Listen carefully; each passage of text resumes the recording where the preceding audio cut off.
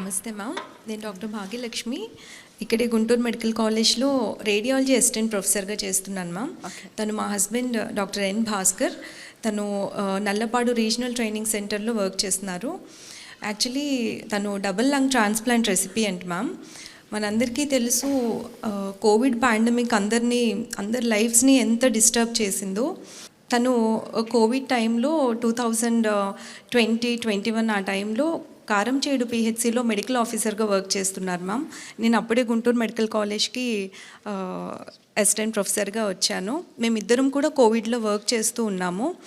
So ఆ టైంలో ఎలా ఉండిందంటే, మేము కష్టపడి చదువుకున్నాము, జాబ్స్ వచ్చినాయి, లోవర్ మిడిల్ క్లాస్ ఫ్యామిలీస్ నుంచి వచ్చాము, కొంచెం సెటిల్డ్గా ఫీల్ అవుతున్నాము. అందరిలాగే మిడిల్ క్లాస్ వాళ్ళందరూ ఒక సొంత ఇల్లు కావాలనుకుంటారు. సో సేవింగ్స్ తోటి ఒక ఫ్లాట్ కొనుక్కున్నాము. ఏదైనా ఎమర్జెన్సీ వస్తే ఉంటాయి కదా అన్నట్లు ఒక 5 lakhs సేవింగ్స్ పెట్టుకున్నాం. చాలా సేఫ్ అండ్ సెక్యూర్గా ఫీల్ అవుతున్న టైం అది. బట్ కోవిడ్ సెకండ్ వేవ్ మా లైఫ్ని తలకిందులు చేస్తుందని అప్పుడు మాకు తెలియదు.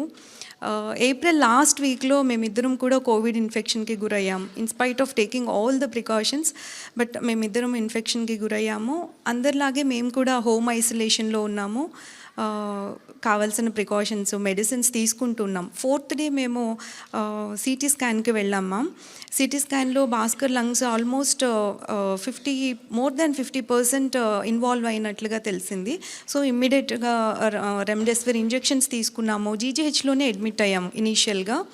సో తన సాచురేషన్ లెవెల్స్ డ్రాప్ అవుతూ ఉన్నాయి. ట్రీట్మెంట్కి పెద్దగా రెస్పాండ్ అవ్వట్లేదు. తర్వాత డిఫరెంట్ కార్పొరేట్ సెటప్స్కి మారుతున్నాం. దాదాపు 4 హాస్పిటల్స్కి తిరిగాం మేము.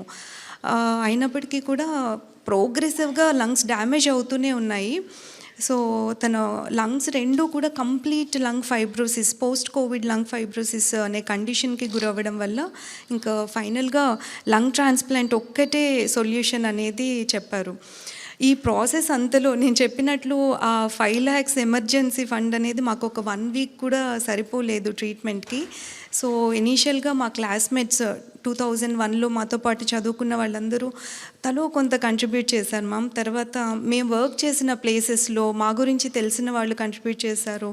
డాక్టర్స్ ఏంటి అందరూ సాయం చేశారు. కానీ అవన్నీ కూడా చాలా కొంచెం అంటే ఆ ట్రీట్మెంట్ కంప్లీట్గా తీసుకునే అంత సరిపోవు. సో మా వెల్ విషర్స్ చెప్పింది ఏంటంటే, గవర్నమెంట్ని అప్రోచ్ అవ్వండి, ఖచ్చితంగా మీకు సాయం దొరుకుతుంది అని చెప్పారు.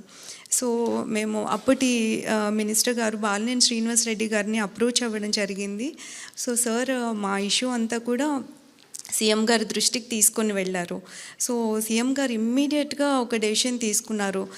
ఇంత కష్టపడి ఆనెస్ట్గా పనిచేస్తున్న డాక్టర్స్ ఈరోజు కోవిడ్ వల్ల చనిపోయే పరిస్థితి ఖచ్చితంగా రాకూడదు, గవర్నమెంట్ అండగా నిలబడుతుందని వెంటనే భాస్కర్ ట్రీట్మెంట్కి అవసరమైన ఎంత అయితే అంత గవర్నమెంట్ భరిస్తుంది అని మాట ఇచ్చారు.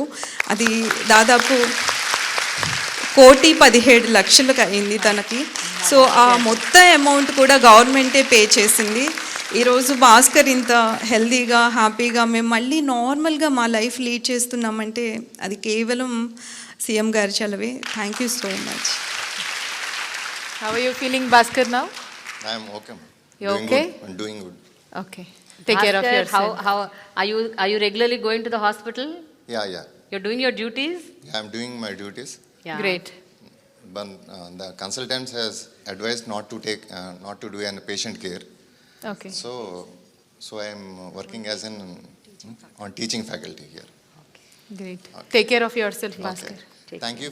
మేము కష్ట కాలంలో ఉన్నప్పుడు మాకు హెల్ప్ చేసిన ప్రతి ఒక్కరికి, ముఖ్యంగా సీఎం గారైన జగన్మోహన్ రెడ్డి గారికి, నాకు లంగ్ డొనేట్ చేసిన ఆ డోనర్ అండ్ దేర్ ఫ్యామిలీకి మేము జీవితాంతం రుణపడి ఉంటాం. Thank you.